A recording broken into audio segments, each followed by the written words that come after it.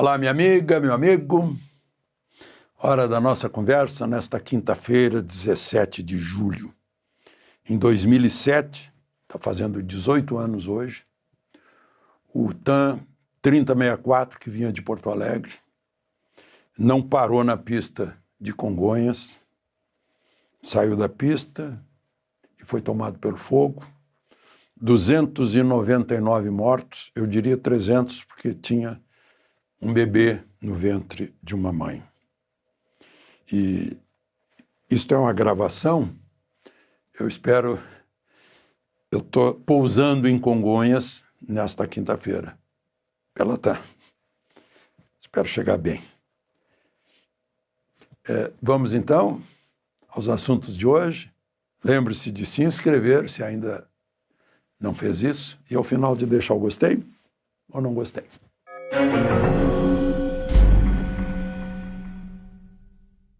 Pois é, os seguidores de Lula e o próprio PT estão satisfeitos com a pesquisa Atlas Intel. Não teve muita diferença, mas, enfim, Lula não continuou caindo.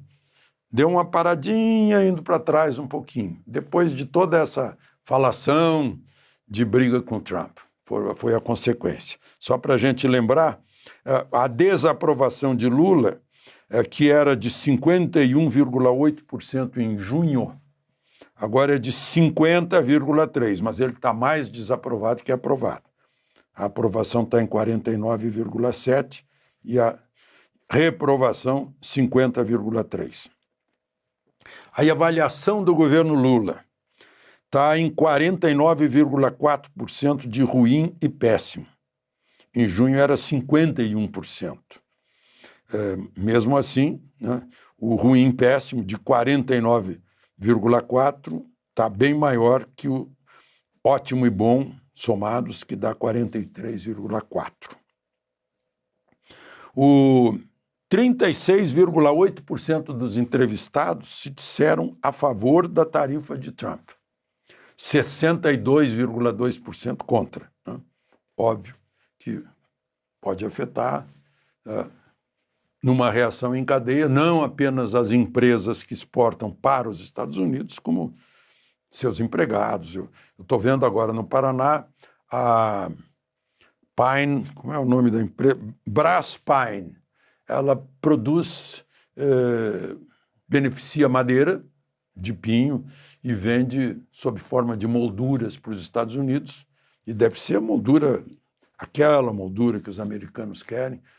Vai dar férias coletivas para 700 funcionários. Ela tem 1.200 funcionários lá em Jaguariava. Eu já tinha falado aqui da Philco, da Zona Franca de Manaus, né, que demitiu 800 ou 900 por causa da queda na venda de televisores. É uma mudança do mercado, né? Bom, voltemos a Atlas Intel. Os que pensam que foi a ação de Lula nos BRICS que provocou isso, 40,9%. Os que pensam que foi a ação do Eduardo Bolsonaro com Trump, 36,9%.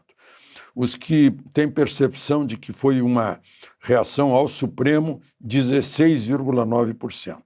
E os que acham que foi uma ação puramente comercial, 3,5%. Né? Que a ação de Trump seria uma ameaça à soberania, né? A percepção é de 50,3%. 47,8% acham que não está ameaçando soberania coisa nenhuma. Bom, eu vi um aviso do Departamento de Estado. Na semana passada eu contei para vocês que os americanos, olha, se continuarem com essa ideologia de Lula dentro da Organização dos Estados Americanos, a gente simplesmente não entra mais com 50% da sustentação da OEA. E aí o que aconteceu? O Itamaraty orientou os seus delegados lá na Organização dos Estados Americanos na hora de votar conselheiro do Brasil para o Conselho Internacional de Direitos Humanos, da OEA não votaram e o brasileiro perdeu feio para o mexicano. Parece que era para avisar, olha, menos gente aqui do Brasil na área dos direitos humanos que está examinando. Né? Veio aqui aquele Vaca, né? Sobrenome Vaca. Enfim, um dos pontos delicados da OEA é a Comissão de Direitos Humanos. Bom, mas eu queria dizer para vocês que eu confesso que tive uma percepção errada da vontade de Moraes, né, na questão do IOF, que anteontem eu falei para vocês que ele certamente iria ficar ao lado do Congresso, porque ele reconhecia que o aumento da alíquota do IOF era para arrecadar, e esse não é o objetivo do IOF. A arrecadação tem que ser projeto de lei de imposto, né? De aumento de imposto. Só que, contrariando o que ele próprio havia dito, ele decidiu, anulou o decreto legislativo do Congresso, da maioria dos representantes do povo brasileiro, e manteve a disputa, manteve o decreto assinado por Lula. Aí eu lembro de José Dirceu, quando insistia, ele não tem mais falado nisso ultimamente, em que o Supremo não tem que ser Supremo, tem que ser um tribunal constitucional, para não ter funções políticas, para aplicar simplesmente a Constituição. Né? E lembrando que não é um poder porque não recebeu o poder do povo.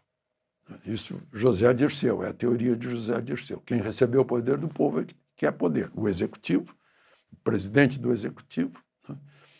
O chefe do executivo estadual, municipal ou federal, e os legislativos. Né? Mas, enfim, só para vocês saberem o que vai acontecer.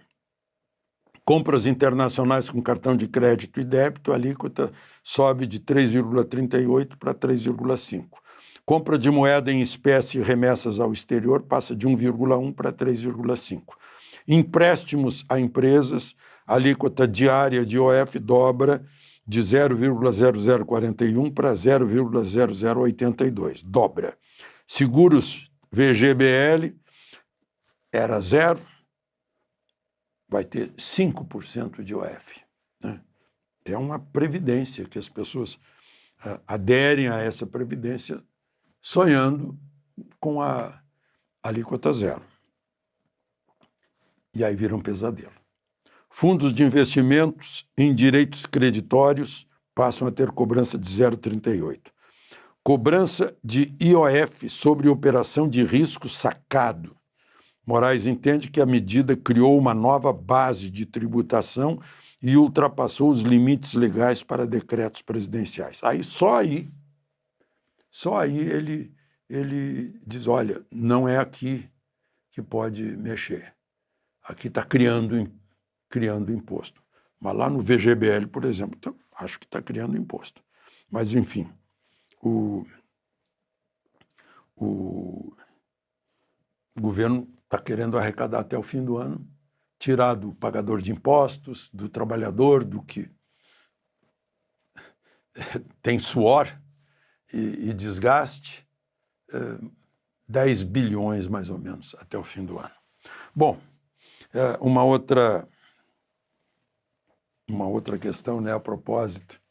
A Veja está divulgando que o cartão corporativo do presidente Lula, neste mandato, até 30 de abril, já passou de 55 milhões, citando como fonte o Tribunal de Contas da União. Mais exatamente, 55.497.145,48.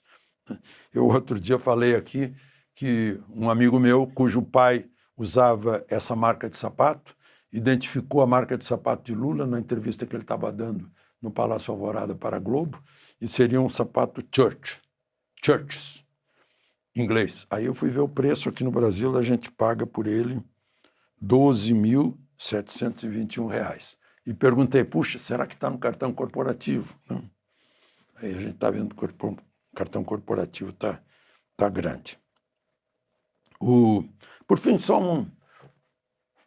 toda hora se fala em desarmamento, desarmamento. Os jornalistas detestam gente que tem a arma em casa para defender o lar, a família, né? É o que a gente vê nos jornais. E aí eu vejo que lá na Rocinha, as autoridades acham que tem 1.500 fuzis. As pessoas que são do ramo me dizem que deve ter no mínimo o dobro, porque tem muito fuzil enterrado, envolto em plástico, protegido, etc. Se fosse só 1.500, já dava muito mais que um regimento inteiro em que eu servi, na infantaria, com 2 batalhões. Já dava mais do que isso, em número de fuzis. Então, eu não sei por que não aplicam desarmamento na Rocinha. Se sabem que tem 1.500 fuzis, né? Pode levar detetor de metais, acha os outros enterrados. Mas não aplicam lá tudo isso que falam de desarmamento aí nos jornais. De Brasília, Alexandre Garcia.